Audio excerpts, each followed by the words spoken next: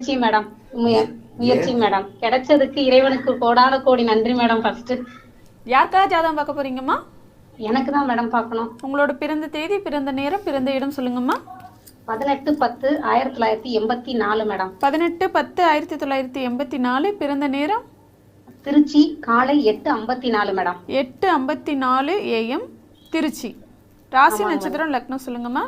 கடகராசி பூச நட்சத்திரம் விருச்சிக லக்னம் மேடம். கடகராசி பூச நட்சத்திரம் விருச்சிக லக்னமாம்மா?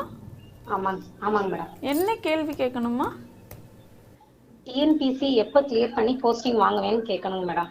ரொம்ப வருஷமா எழுதிட்டு தான் இருக்கேன் மேடம். அம்மா கடகராசி பூச நட்சத்திரம் நல்லா இருப்பீங்கம்மா. தீர்க்க சுமங்கலியா தீர்க்காயலோட நல்லா இருப்பீங்க.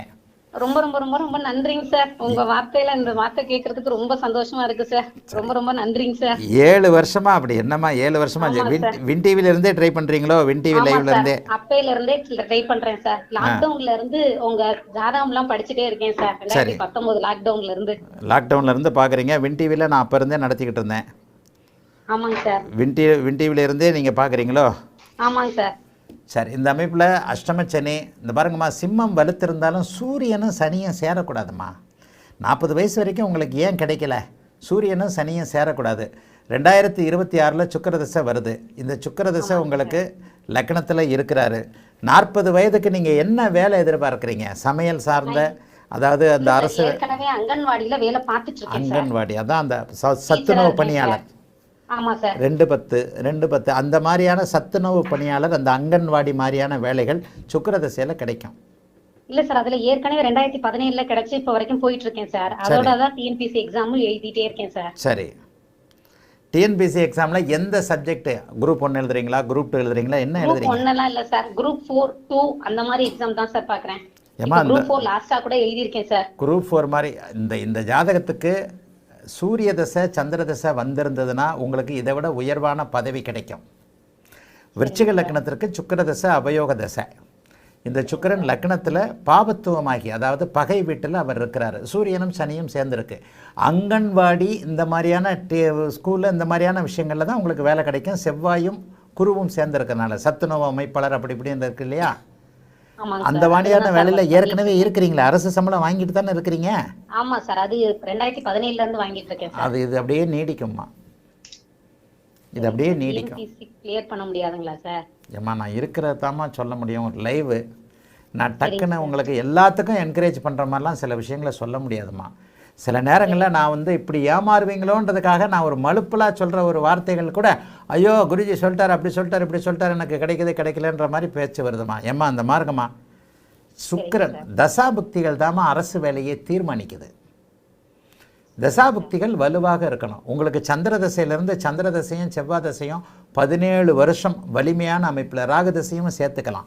சந்திரன் செவ்வாய் ராகு ஆகிய அந்த 30 தசைகள் ஒரு 17-20 வருஷம் வந்திருந்ததுன்னா உங்களுக்கு இதை விட உயர்வான பதவி கிடைக்கும். சூரியன் நீச்சமாகி சனியோடு சேர்ந்து சிம்மம் மட்டுமே வலுத்திருக்கின்ற அளவில் நெருப்பு சார்ந்த, அங்கன்வாடி சார்ந்த, சொல்லிக் கொடுத்தல் சம்மந்தப்பட்ட துறைகளில் உங்களுக்கு வேலை கிடைக்கும். ஏற்கனவே நான் அதில் தான் இருக்கிறேன்னு சொல்லிட்டீங்க. ஆமாங்க சார். அப்போ என் ப்ரெடிக்ஷன் கரெக்டு தானே? ஆமாங்க சார். சொல்லிக் கொடுத்தல், அங்கன்வாடி, சத்துணவு பணியாளர், குழந்தைங்களுக்கு சமைச்சு போடுறது, அதில் உங்களுக்கு சம்பளம், அரசு சம்பளம் வந்து தான் தீரணும். ஜாதகத்துடைய ஒரு அரசு தசாபக்தி அமைப்புகளோட குவாலிட்டின்றது ஒன்று இருக்குமா. ஒரு நிமிஷம் ஏமாற்றமாக இருந்தாலும் உண்மை இதுதாம்மா. 40 வயசாயிடுச்சு. இந்த 40 வயதிற்குன்னு சில குவாலிட்டி அது இதில் குறைஞ்சிக்கிட்டே வருது இல்லையா உங்களுக்கு? இப்போ குரூப் 4ல என்ன இது உங்களுக்கு எதிர்பார்க்குறீங்க? என்ன இதுக்காக எழுத போறீங்க அதை சொல்லுங்க. இல்ல சார், எழுதிட்டேன் sir. Office clerk, typewriting posting அந்த மாதிரி தான் சார் கேக்குறேன். ஓஏ மாதிரியான போஸ்ட் உறுதியா கிடைக்குமா? அதான் சார், அடிமட்ட போஸ்ட் தான் சார் கேக்குறேன். அதெல்லாம் கிடைக்குமா? ஆனால் மருத்துவத்தோட துறைகள் அந்த மாதிரி துறைகளில் கிடைக்குமா? அதுக்கு எழுதுங்கம்மா. இந்த பாருங்கம்மா, அங்கன்வாடி சத்துணவு பணியாளர்ன்றது சத்துணவு நீங்கள் சமைச்சு கொடுக்கறது இல்லையா? இல்லை சார், டீச்சராக இருக்கேன் சார். இப்போ டீச்சராக இருக்கிறீங்க. அப்போ இந்த டீச்சிங் லைன்லேயே கிடைக்கும். ஜாயின் பண்ணதே டீச்சராக தான் சார் ஜாயின் பண்ணேன். அப்போ அரசு டீச்சராக தானே இருக்கிறீங்க? ஆமாங்க சார். அப்போ ஏன் அடுத்து குரூப் 4க்கு போகணும்னு பார்க்குறீங்க? என்னுடைய டீச்சிங் தொழில் அருமையாக விதி வருது. 2 10ஆம் இடங்களோடு தானே ஒத்து வருது. கல்வி நிலையங்கள்னு தானே சொல்கிறேன். இல்லை சார், எக்ஸாம் எழுதி ஒரு கிளரிக்கல் லெவல்யாச்சும் போகணும்னு சொல்லிட்டு பார்க்குறேன் சார். எனக்கு புரியலம்மா, உண்மையிலே இது கொஞ்சம் வித்தியாசமான கன்சல்டேஷனாக இருக்குது. டீச்சருக்கு சம்பளம் ஜாஸ்தி தானே? இல்லை சார், நாங்கள் சிறப்பு பணியாளர் தான் சார். நிரந்தர பணியாளர் இல்லை. இப்போ புரிஞ்சிருச்சு. அதாவது அரசு தொகுப்பூதியம்னு சொல்லப்படக்கூடிய ஆமாம் குறைந்த அளவு ஆமா சார், குறைந்த அளவு ஊதியம் தான் சார். இதிலிருந்து ஜாஸ்தி கிடைக்குமா? இந்த குறைந்த அளவு ஊதியத்தை சூரியன் தானே நிர்ணயிக்கிறாரு. சூரியனும் சனியும் சேர்ந்தாலே அந்த குறைந்த அளவு ஊதியம் வந்துடுதுல்ல. ஆமாங்க சார்.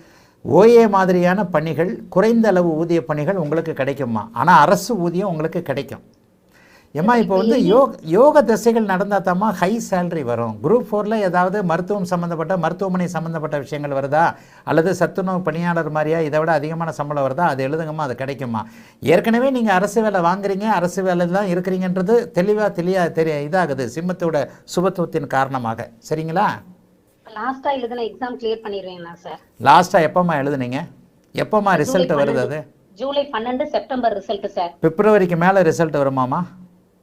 செப்டம்பர்ல result sir. ஜூலை மாசம் எழுதியிருக்கேன் சார். கேது திசையில் புதன் புக்தி வருதுமா, சாதகமான பதில் இல்லைம்மா. ஆனால் அது தள்ளி கிள்ளி போய் அடுத்த வருஷம் ரிசல்ட் வந்தால் சாதகமாக இருக்குமா. புதன் புக்தியில் எக்ஸாம் எழுதலாங்களா சார்? அடுத்த எக்ஸாம் எழுதுங்கம்மா. இந்த இதெல்லாம் ஒன்றும் ஆகாதம்மா. அடுத்த வருஷம் மார்ச் மாதத்துக்கு பிறகு என்ன எக்ஸாம் வருதோ அதை எழுதுங்கம்மா. கரெக்டுங்களா? இப்போ உங்களுக்கு சாதகமான நேரம் இல்லை. கேதுசை புதன் புக்தின்றது அட்டமாதிபதியாக தான் செயல்படும். எப்போவுமே புதன் புக்தி எதிர்பார்க்க வச்சு ஏமாற்ற வைக்கும் விருச்சிக லக்னக்காரர்களுக்கு.